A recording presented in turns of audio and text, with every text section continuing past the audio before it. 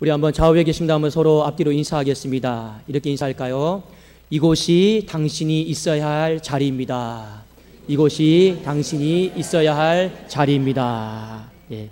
이곳이 어디죠? 하나님 앞에 예배드리는 곳입니다. 기도하겠습니다. 살아계신 하나님 아버지, 감사합니다. 하나님, 새벽부터 비가 억수처럼 내렸는데 또 지금은 이렇게 비를 멎게 해주셔서 진심으로 감사를 드립니다. 오늘 하나님 7월 마지막 주, 또 한 달을 마무리하는 또 아버지의 거룩한 주일입니다. 하나님, 한 달 동안 지켜주셔서 진심으로 감사를 드립니다. 우리가 깊은 수렁과 웅덩이에 있다 할지라도 그 모든 고난들을 찬송시로 바꾸어 주셔서 하나님, 태의 문을 열어주실 하나님을 믿고, 사업장의 문을 열어주실 하나님을 믿고, 건강의 문을 열어주실 하나님을 믿습니다. 우리의 모든 인생의 두려움과 염려, 근심들을 다 하나님이 합력하여 손으로 바꾸셔서 하나님을 찬송케 하실 줄로 믿습니다. 그 자리의 중심이 오늘 예배드리는 이곳이 되게 하여 주시옵소서. 예배드립니다. 하나님, 말씀 들을 때 말씀을 마음을 다해 듣는 심령들에게 영이 회복이 되어지게 하시고, 마음이 회복이 되어지게 하시고, 육이 회복이 되어지는 거룩한 역사가 있게 하여 주시옵소서. 예수 그리스도의 이름으로 기도드리옵나이다. 아멘. 자, 우리가 이 땅을 살아가면서 무너지지 말아야 될 것이 있습니다. 제일 우리가 신경 써서 무너지지 말아야 될 것, 그것이 무엇이냐면 마음입니다. 그래서 잠언 4장 23절에 보면 무릇 지킬 만한 것보다 더 힘써서 내 마음을 지키라 했습니다. 그러니까 마음 무너지면요, 아무것도 할 수가 없고, 마음 무너지면 한 인생이 아무리 외적으로 뛰어나도 황폐한 인생, 피폐한 인생이 될 수밖에 없기 때문에 그렇습니다. 마음을 그래서 잘 지켜야 돼요. 그리고 성경은 우리에게 또 한 가지 역사를 통해서 절대로 무너지면 안 된다 경고하면서 말씀하고 있는 것이 무엇이냐? 바로 예배입니다. 마음이 무너지면 여러분 육체도 무너지고 정신이 무너지죠. 그런데 이 예배가 무너지면요, 우리의 영적인 삶이 다 피폐해지고 황폐해지게 되는 것입니다. 그래서 오늘 성경 말씀에 보면 이 무너진 예배를 우리가 어떻게 다시 회복하고 세워나가야 될 것인가, 그것에 대해서 우리에게 중요한 교훈을 주고 있습니다. 여러분, 예배의 무너짐을 절대로 가볍게 보지 마세요. 예배의 무너짐을요, 성경은 절대로 가볍게 보지 않습니다. 엄중하게 보고 있습니다. 그래서 우리가 오늘 말씀을 들으면서 어떻게 하면 혹여 내 안에 무너진 예배가 있으면 우리 회복하고 예배를 세워나가면서 우리 무너진 틈들이 생기지 않기를 예수님의 이름으로 축원합니다. 자, 오늘 본문 말씀의 배경은요, 북이스라엘입니다. 북이스라엘에 근 3년 동안 하늘이 닫혀서 가뭄과 기근이 일어나기 시작을 했습니다. 당시에 다스리고 있었던 왕은요, 아합 왕이었습니다. 아합 왕은 하나님을 섬기고 있어야 됨에도 불구하고 하나님을 버렸어요. 그리고 당시에 풍요의 신이었던 바알 신을 섬기고 있었습니다. 그러니까 하나님이 이 하늘의 문을 다 닫으셨습니다. 그런데 그 당시에 바알에게 경고를 했던, 이 아합에게 경고를 했던 사람이 있었습니다. 그 사람이 바로 선지자 엘리야였습니다. 선지자 엘리야가 아합이여, 왜 그렇게 사십니까? 그렇게 살면 안 됩니다. 그렇게 사니까 하나님이 지금 하늘의 문을 닫으셔서 3년 6개월 동안 비를 내리지 않는 거 아닙니까? 이 경고를 한 거예요. 그런데 이 아합은요, 그것을 못 깨달았어요. 그리고 오히려 엘리야를 죽이려고 했습니다. 왜 엘리야를 죽이려고 했느냐? 그 당시에 자신이 섬기고 있는 이 바알신의 비를 거스린다라는 거예요. 그래서 이 엘리야만 죽이면요, 바알신의 노여움이 풀려서 하늘이 열리고 그 풍요를 이 땅 가운데 가져다 줄 거다라고 착각을 한 겁니다. 여러분, 하나님의 말씀을 잘 들으셔야 됩니다. 잘못 들으면요, 엉뚱한 곳에서 답을 찾아요. 그러나 말씀을 여러분 잘 들으면 그 모든 답을요, 누구에게서 찾습니까? 나에게서 찾는 것입니다. 오늘 아합 왕은 엘리야에게 열왕기상 18장 17절에 엘리야를 볼 때 아합이 그에게 이르되 이스라엘을 괴롭게 하는 자여 너냐? 그러니까 지금 가뭄과 기근 때문에 고생하게 만드는 장본인은 너다라는 거죠. 그래도 모든 사람들을 다 풀어가지고요, 엘리야를 죽이려고 혈안이 되었습니다. 근데 엘리야가 이렇게 말하죠. 왕이여, 왜 스스로를 못 돌아보십니까? 왜 자신을 못 돌아봅니까? 이게 왜 저 때문입니까? 왕이 하나님 앞에 마땅히 예배드리는 삶을 살아야 되고 백성들을 그렇게 이끌어야 되는데 백성들의 모든 예배를 무너뜨린 장본인 아닙니까? 그래서 하늘이 닫혀서 이렇게 우리가 괴로움을 잊고 있는데 왜 그 탓을 저에게 돌리고 있습니까? 이 옥신각신 논쟁이 벌어졌습니다. 그래서 엘리야가 아합 왕에게 제안을 하죠. 그러면 왕이요, 바알신을 섬기는 450명 다 갈멜산으로 보내주십시오. 이스라엘 백성들도 다 보내주십시오. 저도 가겠습니다. 그곳에서 누가 진짜 하나님인지 우리 한번 대결해 봅시다. 누가 진짜 여호와인지 우리 한번 대결해 봅시다 해가지고 열왕기상 18장에 보면 갈멜산으로 다 모이게 됩니다. 그 대결의 내용은 무엇이었느냐? 자, 제단을 쌓는 거예요. 그리고 그 위에 소를 얹어 놓는 거예요. 다만 불을 붙이지를 않았습니다. 진짜 하나님이다라고 여기는 그분이 하늘에서 불을 내려주실 겁니다. 그 대결의 내용이 바로 열왕기상 18장에 나오는 갈멜산 전투입니다. 먼저 이 바알신을 섬기는 450명의 선지자들이 제단을 쌓고 소를 올리고 기도하고 외치고 합니다. 아무런 일들이 일어나지 않아요. 그러니까 그들이 밤낮의 시간을 줬는데 아무런 일이 일어나지 않으니까 칼을 가지고 자기 몸에 상처를 냅니다. 피를 보입니다. 근데 극도로 이제 여러분 할 것은 다 하는 거죠. 그래도 아무런 일도 일어나지 않았습니다. 그 다음 차례 엘리야의 시작이 되었습니다. 엘리야가 그 제단을 쌓을 때 어떻게 쌓나, 여러분 어떤 일을 행하는가를 오늘 우리가 말씀을 통해 보실 필요가 있습니다. 자, 먼저 우리 열왕기상 18장 30절을 같이 한번 보실까요? 열왕기상 18장 30절입니다. 엘리야가 제일 먼저 했던 일이 무엇이냐면 무너진 제단을 수축하는 일이에요. 자, 함께 읽겠습니다. 시작. 엘리야가 모든 백성을 향하여 이르되 내게로 가까이 오라. 백성이 다 그에게 가까이 가매 그가 무너진 여호와의 제단을 수축하되. 엘리야는요, 새로운 제단을 만들지를 않았습니다. 여러분 말씀해 보니까 이미 갈멜산에는요, 오래전부터 하나님께 예배를 드리던 제단이 있었던 것 같아요. 근데 그 제단이 어떻게 되었습니까? 다 무너졌어요. 다 황폐해졌어요. 그러니까 오늘 말씀해 보니까 무너진 제단을 수축했다. 수축했다라고 하는 말은 어떤 의미입니까? 다시 건축했다, 다시 세웠다라는 겁니다. 그래서 다시 고친 거예요. 그리고 이 제단을 세우면서 하나님 앞에 제물을 올리고 예배를 드리는데 몇 가지 특징적인 행동을 합니다. 그 중에 가장 특징적인 행동 우리 한 가지만 말씀을 통해 한번 살펴보기를 원합니다. 자, 열왕기상 18장 31절입니다. 함께 읽어볼까요? 시작. 야곱의 아들들의 지파의 수요를 따라 엘리야가 돌 12개를 취하니 이 야곱은 옛적에 여호와의 말씀이 임하여 이르시기를 내 이름을 이스라엘이라 하리라 하신 자들아. 야곱이라고 하는 사람이 있었습니다. 하나님이 야곱에게 새 이름 이스라엘을 주셨어요. 야곱에게는 12명의 아들이 있었습니다. 그리고 이름이 바뀌면서 이 12명의 아들이 이스라엘을 이루는 12지파로 바뀌게 됩니다.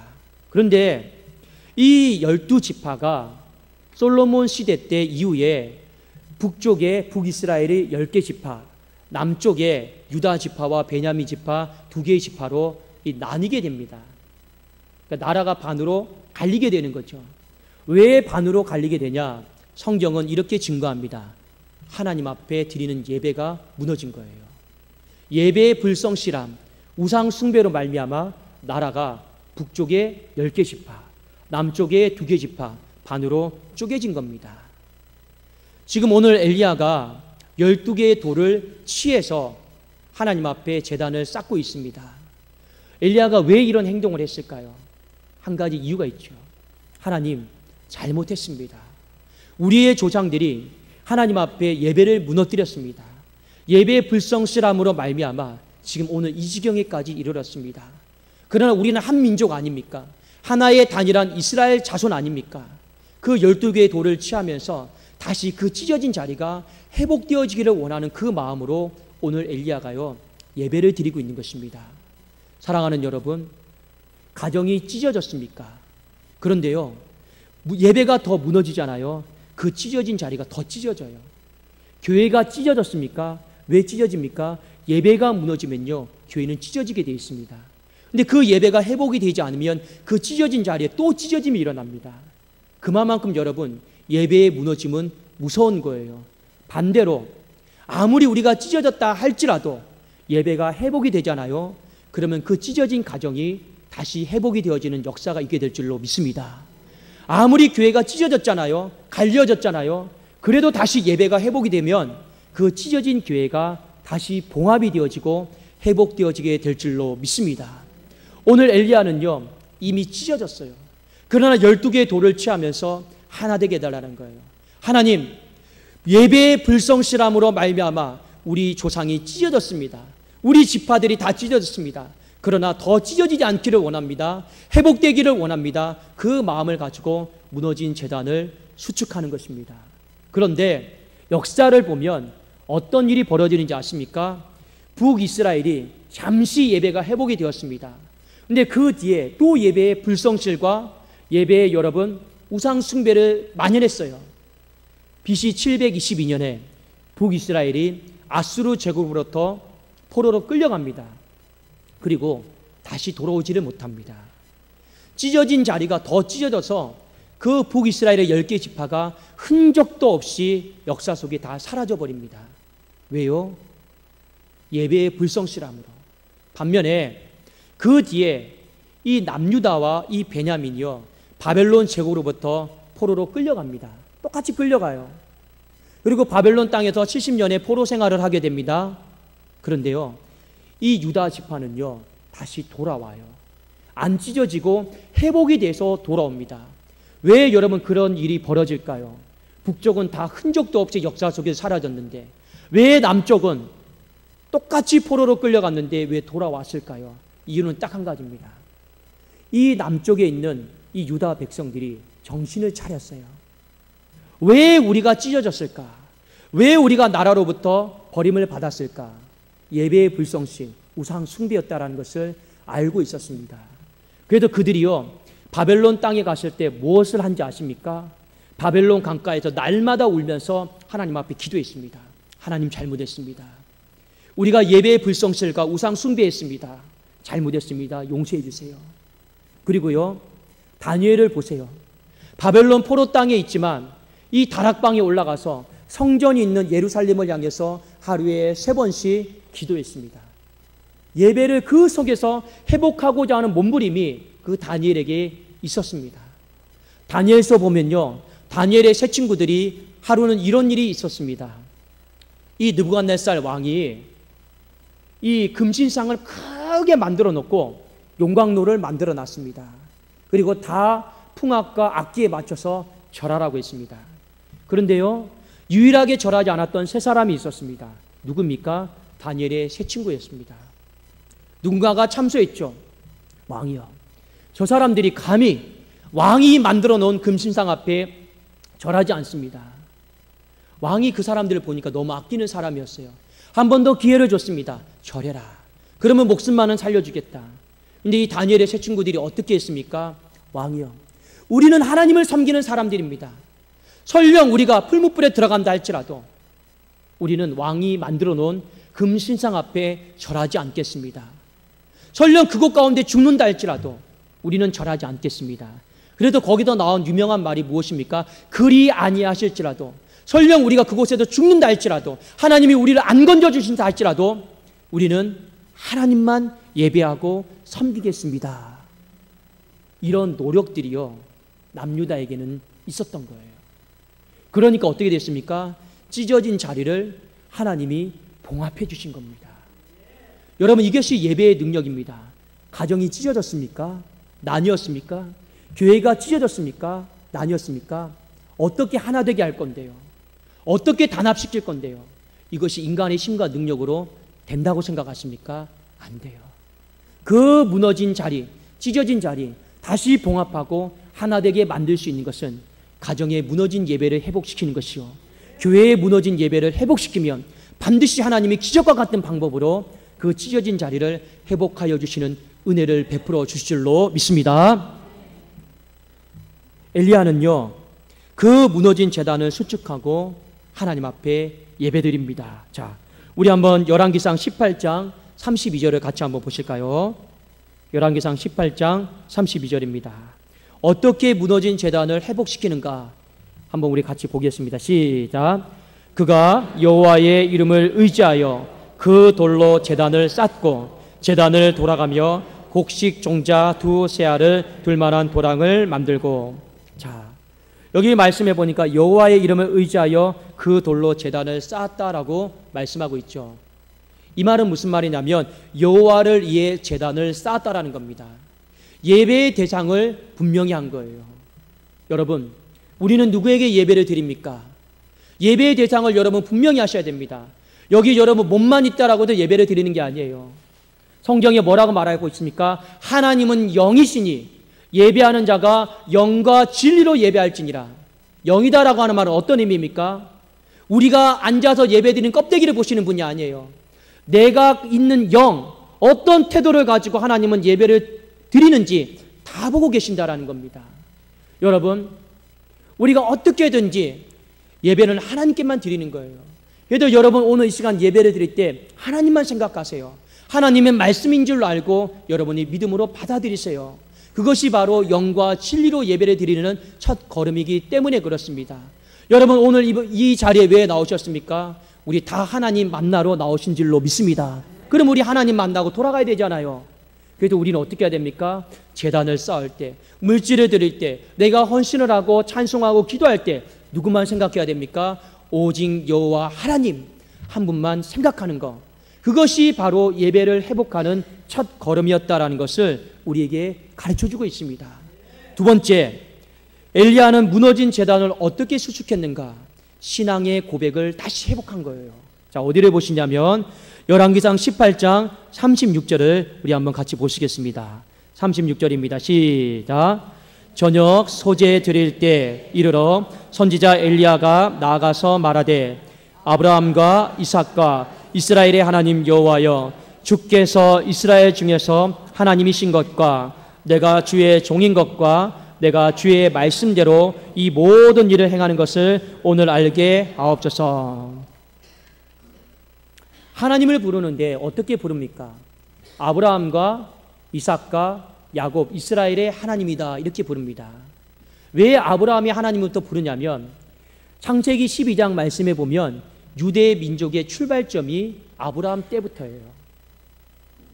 그러니까 이 유대 사람들은요, 이스라엘 사람들은 아브라함이 믿음의 조상의 출발점입니다. 아브라함, 이삭, 야곱, 이스라엘. 하나님은요, 특별한 어떤 한때의 하나님이 아니라 우리의 삶의 시작이요, 우리의 삶의 가정이요, 우리의 삶의 마침이요. 그러니까 하나님은요, 알파와 오메가이신 거예요. 처음과 마지막이신 거예요. 그리고 하나님은요, 온 세대에 걸쳐 하나님이심을요 고백하는 것입니다. 그 하나님이 어떤 하나님이십니까? 바로 그는 여호와 하나님이시다. 예배받기에 합당하신 하나님이시다. 그 하나님은 길이요 진리요 생명이신 하나님이시다. 그 하나님은 이 죄 가운데 빠진 인류를 구원하시는 유일하신 하나님이시다. 그것을요 오늘 신앙 고백으로 하나님 앞에 드리고 있는 것입니다. 사랑하는 여러분, 하나님이 오늘 이 예배를 통해 우리에게 받으시기를 원하는 신앙의 고백이 있습니다. 여러분, 그 고백이 무엇이냐? 자꾸만 세상 이리저리 기웃거리지 마시고 여러분이 의지하는 거 다 내려놓으시고 오늘 이 자리에 나와서 그래도 내 생명이 살 수 있는 것은 오직 하나님, 내 인생길이 열리는 건 오직 하나님, 내 기쁜 수렁에서 건진 받을 수 있는 것은 오직 하나님, 바로 유일하신 하나님 한 분밖에 없습니다. 하나님이 내 삶의 전부이십니다. 이 믿음의 고백을 하나님 앞에 드릴 수 있기를 예수님의 이름으로 축원합니다. 그 신앙의 고백이 여러분 회복이 되어야 되는 거예요. 그게 회복이 안 되면요 오늘 우리가 드려지는 예배는 껍데기일 뿐 그냥 신용만 하는 예배일 수가 있다라고 하는 것입니다. 놀라운 것은요, 엘리야가 이 무너진 제단을 수축했어요. 하나님께만 예배 드리겠습니다. 그리고 하나님께만 진정한 신앙 고백으로 나가겠습니다. 이렇게 신앙 고백을 했을 때 갑자기 하늘이 열려서 불이 임하기를 시작했습니다. 그 불이 임해서 모든 제단을 다 태운 거예요. 그리고 그 광경을 보고 이스라엘 백성들이 여호와만이 하나님이시다, 여호와만이 하나님이시다라고 오늘 찬송하고 고백하는 장면이 나옵니다. 근데 여러분, 여기서 끝나지가 않았어요. 그 뒤에 보면 또 빗소리가 들리기 시작합니다. 자, 한번 우리 열왕기상 18장 41절을 한번 같이 보실까요? 18장 41절입니다. 함께 읽겠습니다. 시작. 엘리야가 아합에게 이르되 올라가서 먹고 마시소서, 큰 빗소리가 있나이다. 아멘. 여러분, 예배는요 그냥 한 시간 드리는 게 아니에요. 살아계신 하나님과 만남이에요. 살아계신 하나님과 만남이기 때문에 그 만남은요 역사가 있고 능력이 있고 느낌이 있고 우리가 알지 못하는 놀라운 일들이 많이 있습니다. 오늘 예배를 통해서 하나님이 이스라엘 백성들에게 두 가지를 보여줬어요. 하나는 불입니다. 불은요 두 가지 의미가 있습니다. 하나는 심판이요, 하나는 하나님의 영광의 상징입니다. 그러나 오늘 여기 나오는 불은요 심판의 불이 아니에요. 하나님의 영광이 현현하신 거예요. 여러분, 예배 가운데 우리가 예배를 잘 드리면, 무너진 제단을 수축하면 여러분 불이 임해요. 그 불이 임한다라고 하는 것은 오늘 이 자리 가운데도 하나님의 영광이 임하는 줄로 믿습니다. 영광이 임하게 되면 다윗이 시편에 고백했던 것처럼 나의 힘이 되신 여호와여, 내가 주님을 사랑하나이다.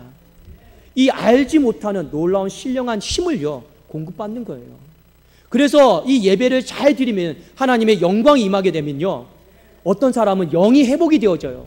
어떤 사람은 마음이 회복이 되어져요. 어떤 사람은 예배를 드리다가 낫는 사람도 저는 많이 봤습니다.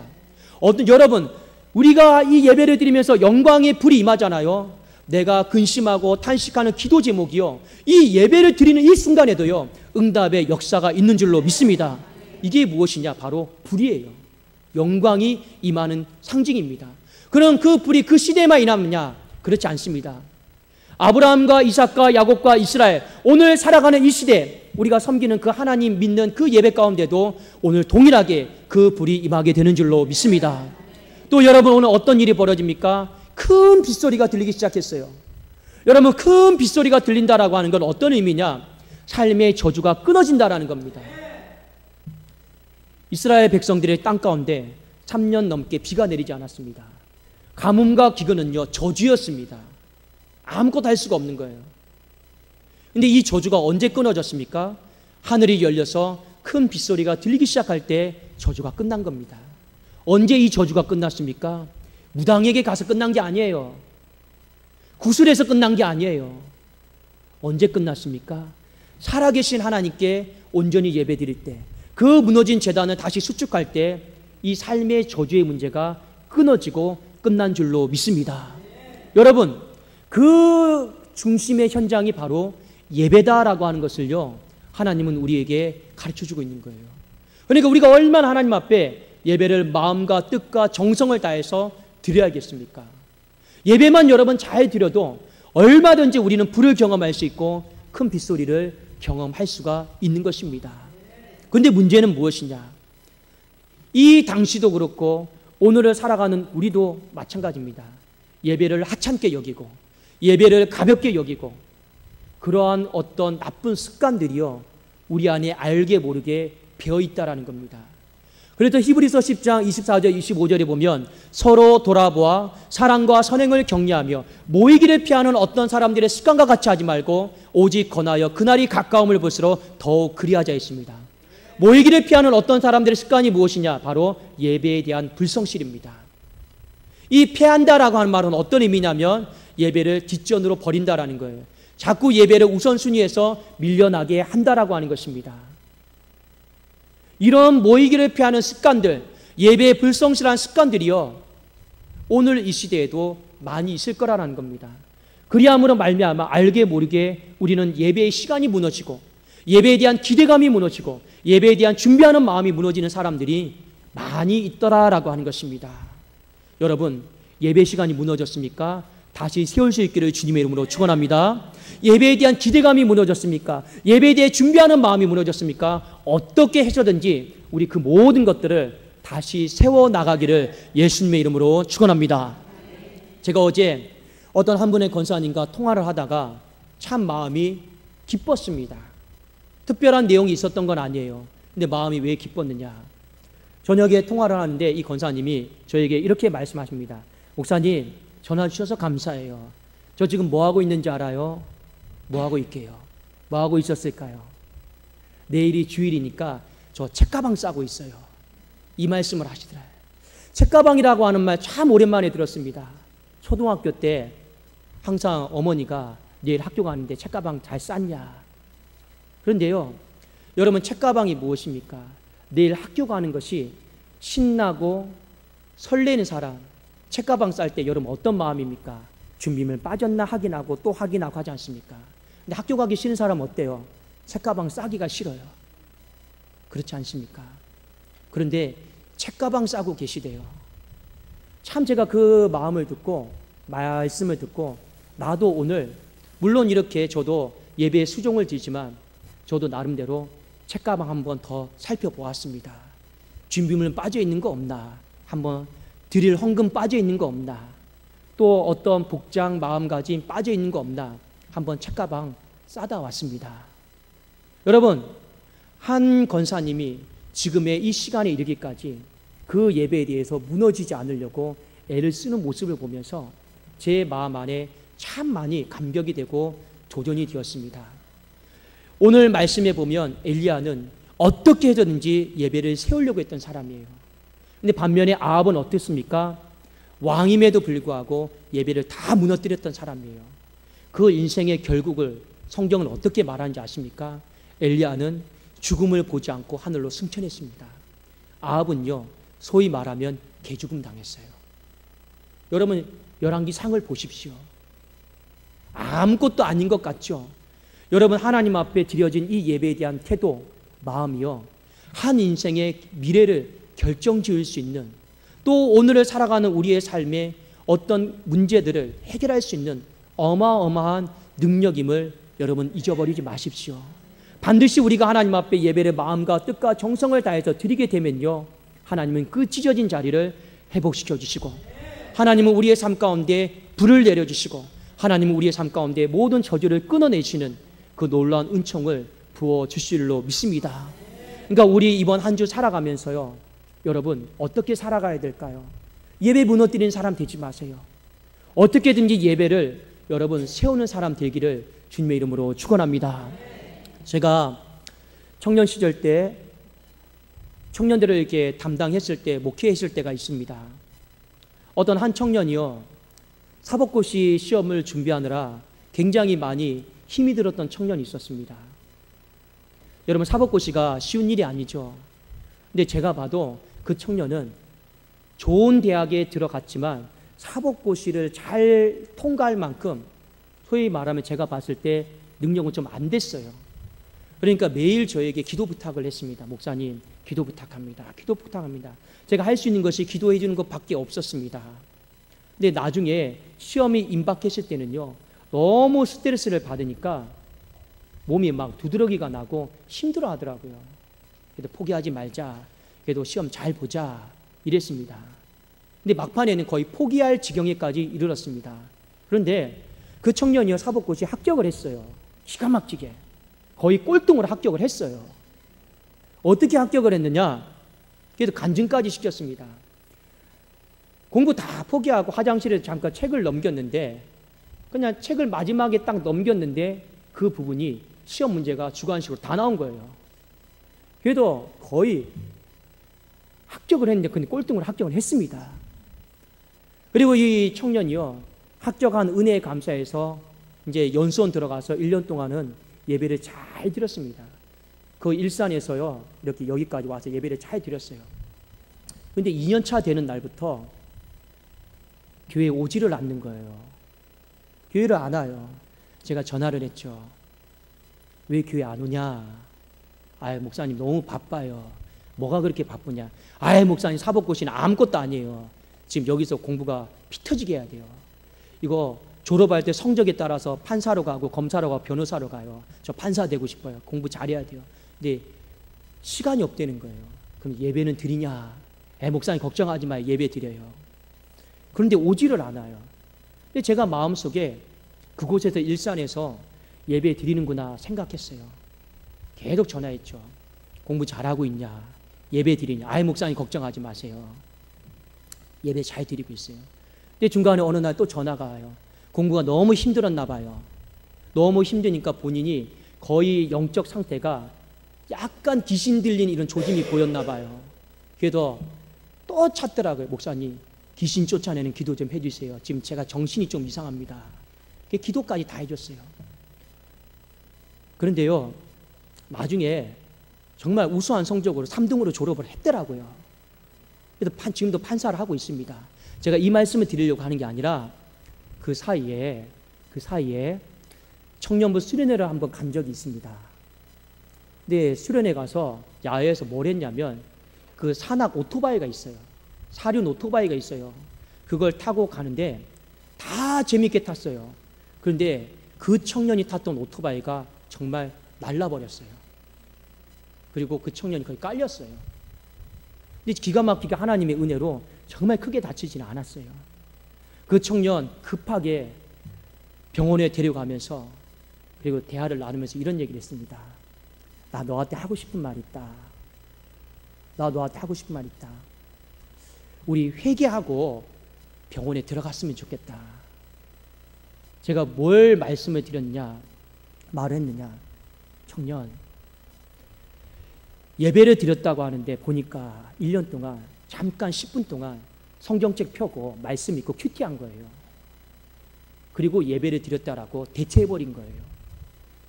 제가 얘기를 허심탄회하게 했습니다. 그건 아니지 않냐. 그거는 예배를 세우는 게 아니고 무너뜨리는 거야. 그리고 이래 됐든 저래 됐든 이 기회를 발판 삼아서 예배를 이제 잘 회복하자. 아무리 바빠도. 앞으로 너의 인생에 판사 생활하면 더 바빠질 건데 그때 또 예배를 다른 걸로 대체하면 그건 아니지 않느냐. 제가 이런 말을 했습니다. 그리고 알겠다고 했어요. 그리고 같이 회개 기도하고 병원에 들어갔습니다. 2주 뒤에 교회를 안 나와요. 목사님, 더 이상 교회 안 가겠습니다. 왜? 도저히 자존심 상해서 못 살겠어요. 어떻게 목사님이 감히 나에게 그런 말을 하세요? 할 수 있죠. 그런데 아무리 생각하니까 자존심이 너무 상했던 것 같아요. 그래도 그 뒤로 제가 연락을 안 하고 있습니다. 근데 오늘 이 말씀을 준비하면서 저는 또 이런 생각이 들어요.